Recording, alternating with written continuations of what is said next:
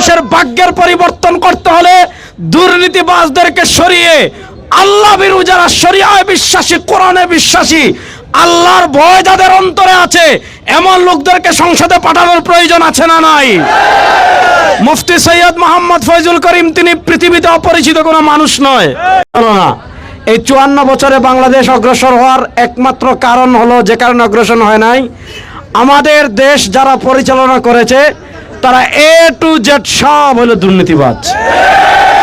এদের শুরুও দুর্নীতি দিয়ে, এদের মধ্যখানও দুর্নীতি দিয়ে, এদের শেষও দুর্নীতি দিয়ে। এই দুর্নীতিবাজদেরকে যদি আমরা ক্ষমতার চেয়ার থেকে দূরে সরাতে না পারি, বাংলাদেশে আপনারা বারবার আন্দোলন করবেন, বাংলাদেশে আপনারা বারবার রক্ত দিবেন, বাংলাদেশে বারবার নেতার পরিবর্তন হবে, কিন্তু এদেশের মানুষের ভাগ্যের পরিবর্তন হবে না। এদেশের মানুষের ভাগ্যের পরিবর্তন করতে হলে দুর্নীতিবাজদেরকে সরিয়ে আল্লাহ ভীরু যারা শরিয়ায় বিশ্বাসী, কোরআনে বিশ্বাসী, আল্লাহর ভয় যাদের অন্তরে আছে এমন লোকদেরকে সংসদে পাঠানোর প্রয়োজন আছে না নাই? মুফতি সৈয়দ মোহাম্মদ ফয়জুল করিম তিনি পৃথিবীতে অপরিচিত কোনো মানুষ নয়।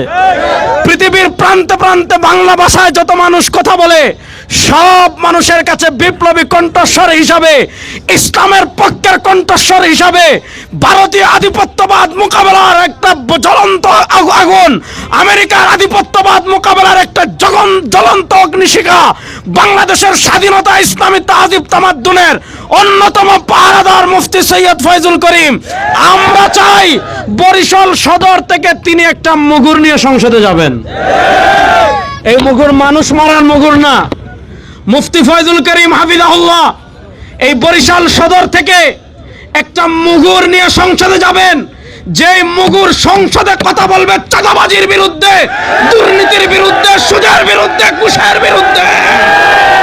সেই মুফতি সৈয়দ ফয়জুল করিমকে আপনারা সংসদে পাঠানোর জন্য আগামী 3-4 দিন আমাদের সামনে যে সময়টা আছে, নামাজ, জরুরত পরিমাণ ঘুম, খাওয়া, এই সময়টা বাদ দিয়ে বাকি সময়টুকু আমরা আমাদের সর্বোচ্চ দিয়ে ব্যয় করার জন্য প্রস্তুত আছি তো ইনশাআল্লাহ।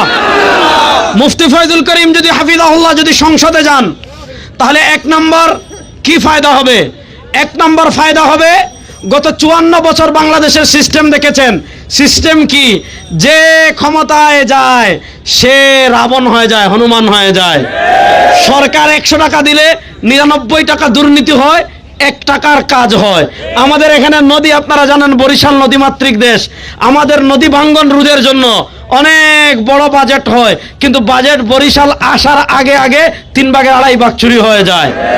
আমি আপনাদের সামনে ওয়াদা দিয়ে যাচ্ছি, মুফতি ফয়জুল করিম হাফিজাহুল্লাহকে আপনারা যদি সংসদে পাঠান, মুফতি ফয়জুল করিম হাফিজাহুল্লাহকে আপনারা যদি সংসদে পাঠান, সরকারি যেই খাতে যত বাজেট হবে মুফতি ফয়জুল করিম হাফিজাহুল্লাহ 1 টাকাও ডানে বামে করবেন না, সব টাকা ঠিক মতো তিনি ব্যয় করবেন ইনশাআল্লাহ।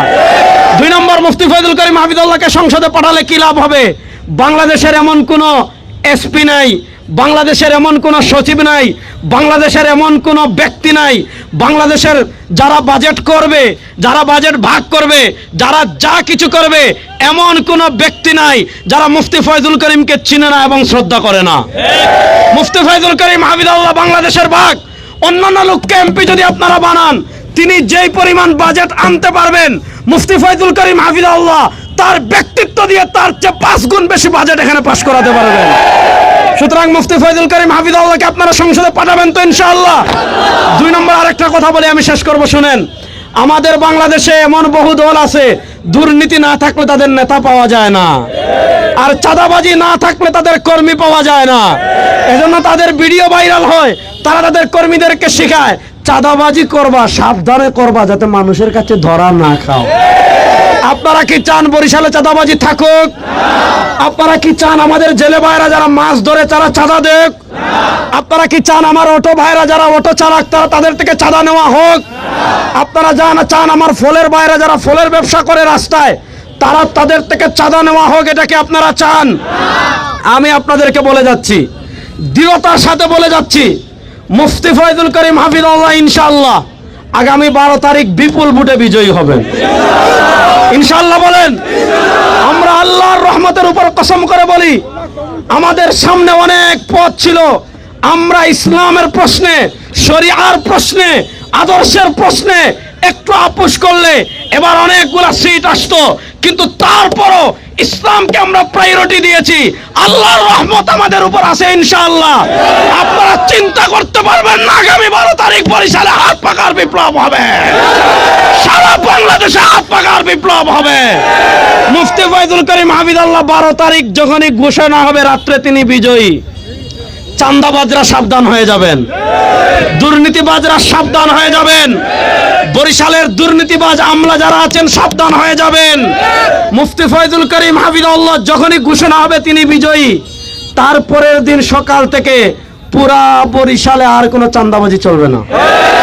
পরিষ্কার ভাষায় বলে যাচ্ছি, মুফতি ফয়জুল করিম হাফিজাল্লাহ বিজয়ী হওয়ার পরের দিন সকাল থেকে এই বরিশালে যারা চাঁদাবাজি করতে চাইবেন হাত পা বেঁধে খাম্বার সাথে ঝুলিয়ে রাখবো, কাউকে একটা পয়সা চাঁদাবাজি করতে দেব না ইনশাআল্লাহ।